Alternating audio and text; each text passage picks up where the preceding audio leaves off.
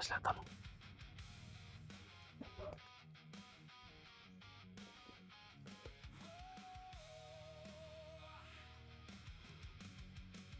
Dalawa pala sila. May dalang baril eh, isa. Parehas lang may dalang baril.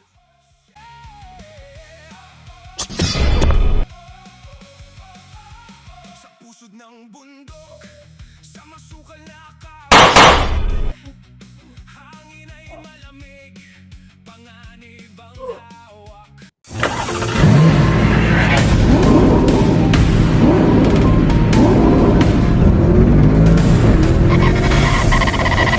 So far away from home.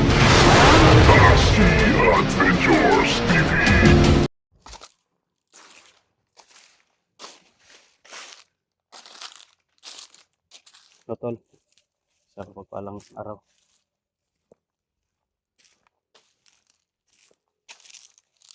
Patuloy pa rin tayo tol sa rescue operation no?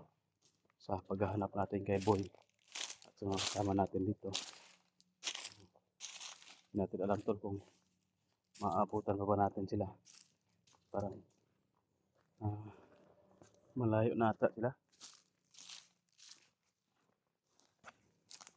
Pansamantala tol no, na nagpaalam sa atin si Harry Paus kanina.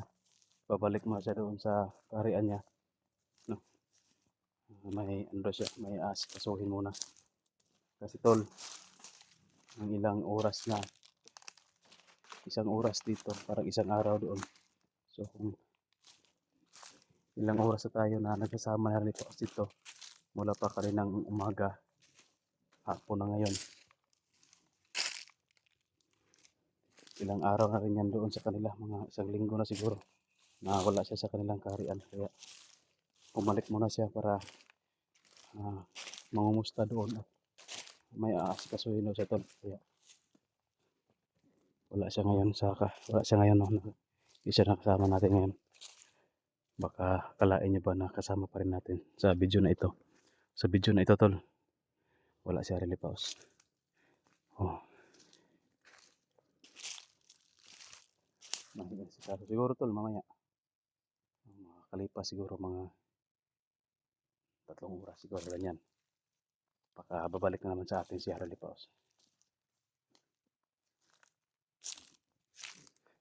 Pero sabi niya tol, pag may emergency ba na kailangan ako sa kanya, kailangan yung presensya niya dito, tatawagin ko lang daw siya. So ngayon tol, medyo tahimik yung area.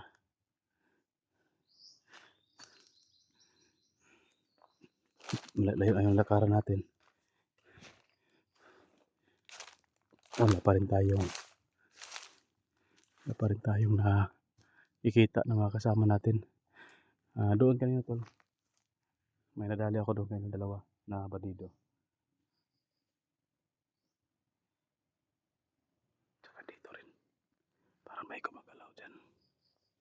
Parang may mga hapak akong naririnig. Baka may kalaban dyan.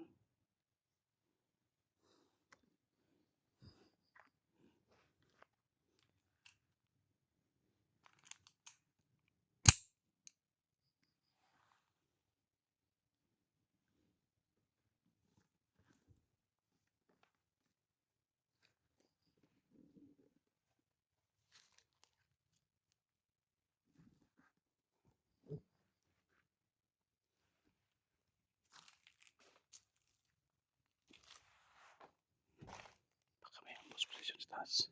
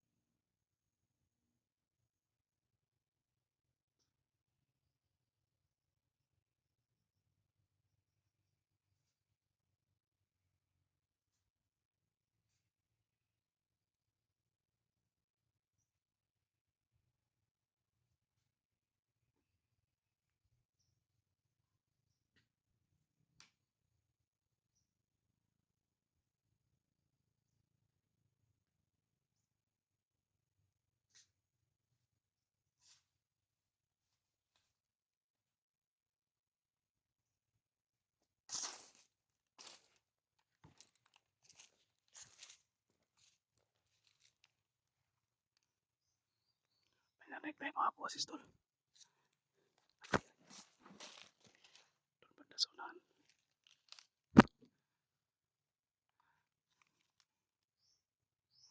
Para mga kalaban nata yan. Nagsisigawan. Sumisigaw. Para may tinatawag.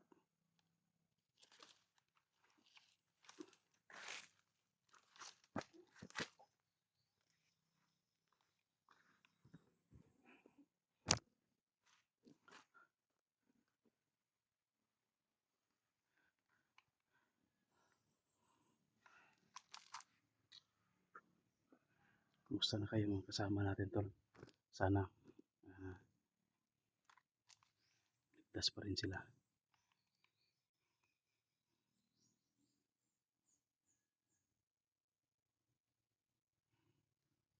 Parang mabilis ata yung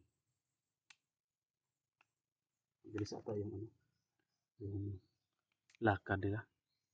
Kasi parang natin naabutan na.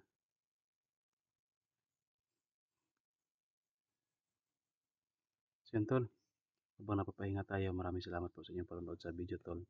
At may mga nabasa tayo dyan, no, na comment dyan sa comment section sa upload natin na video. Sa last video natin na bakit daw ako nag-iisa tol na umakyat dito sa bundok. Baka gusto ko pa daw na mapahamak ulit.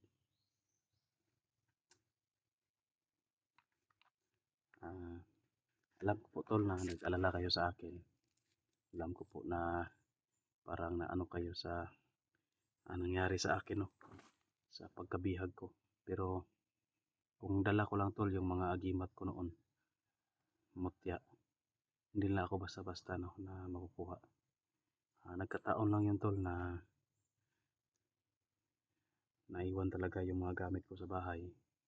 Kasi umaga yun, yung mga anting-anting agimat ko tol, papatulogin ko kasi to sa kapag nasa bahay ako, nilalagay ko to sa artal kasama ng mga tindoon. Pinapatulog ko tol, na ano natin ang kandila ba, dinadasalan ko kasi yan, tapos papatulogin ko doon, lagyan natin ng mga kandila para mas lalong lalakas yung mga ano natin tol, mga spiritual, no, na anting-anting, mga orasyon at epekto ng mga agimat natin. Kaya nung pumunta ako sa kubo tol, nakalimutan ko lang isuot. Timing din na nandoon na pala yung kalaban nag-aabang. Kaya huwag kayong mag-alala sa akin tol. Sisikapin ko na hindi na mahuli nila ulit asyong. Pero alam ko na hindi natin hawak yung panahon. Hindi natin maiiwasan. Maraming salamat tol sa inyong pag-alala sa akin. Na-appreciate ko po yan. Alam ko na kahit na pagalit, no, na pagalit yung tono, parang nagagalit sa akin, pero alam ko yan na pag-alala yan, no. Maraming salamat tol sa inyong pag-alala sa akin. Pagdasal lang natin tol na maging mission success tayo at walang masamang mangyari sa atin dito. Pagdasal natin na mas marami pa tayong matutulungan ng mga bandido dito na gusto may bagong buhay. Pero si Asyong tol, kahit na luluhod pa yan sa akin na gusto mong bagong buhay,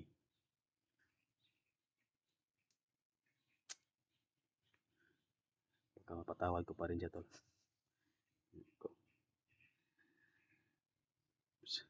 Kayo yung padesisyonin ko tol kung sakasakali tol ba na mahuli natin si Asyong. Ano yung gagawin natin sa kanya?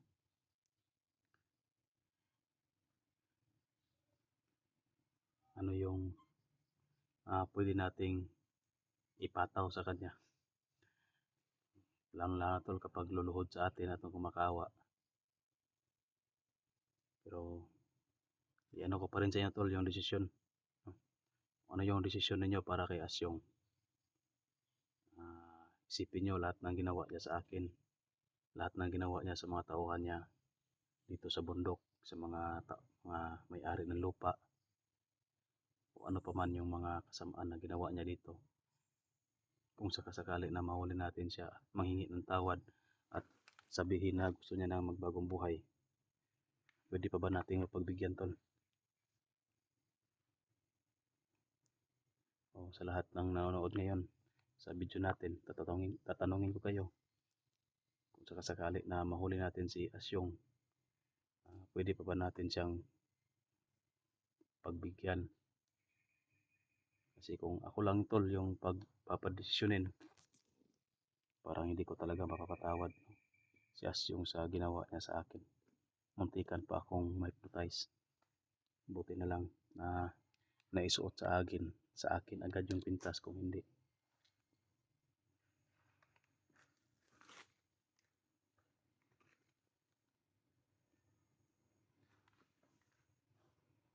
Nagiging kasamahan ako ngayon ni Asyong. Baka matutupad na yung gusto ni Aguila noon na gawin akong commander. Si Asyong at saka si Aguila, tol, para silang tawag dyan, may kuan ba, may pagkaparehas ba, katangian at saka sa galaw. Si Aguila, ano lang yun sa kanya, maskara. Kaya Asyong, mahaba yung buhok na kulot. Pero parehas sila, tol, na may kapa na pula.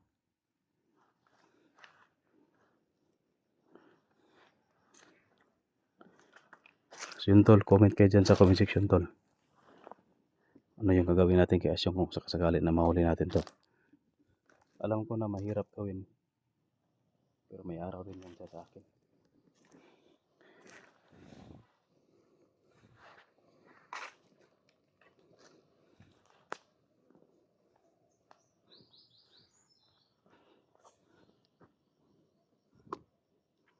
Para may tao rin banda, tol.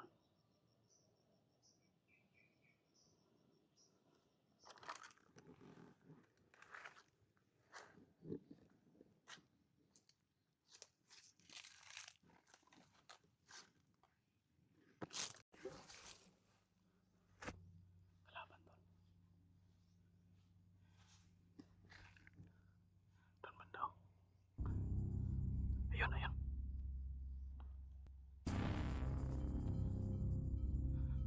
Di kamay. Sana kung nandito si Harley Paus, tol. Harley Paus yung patitirahin natin yan dahil wala. Ako yung titira.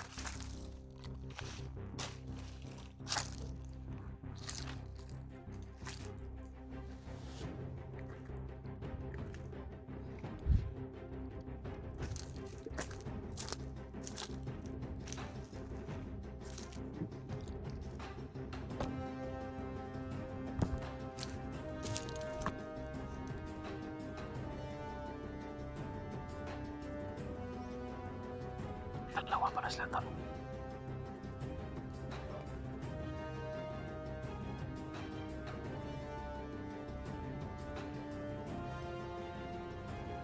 Dalawa para sila. May dalang baril yung isa. Parehas lang may dalang baril.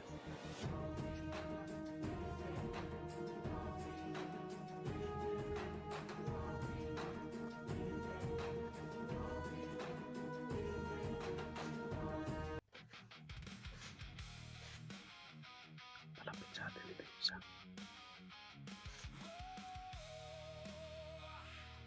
Pinagaw sa likuran yung baril. Tirahin ko na ito ng orasyon, tol, para hindi tayo natak.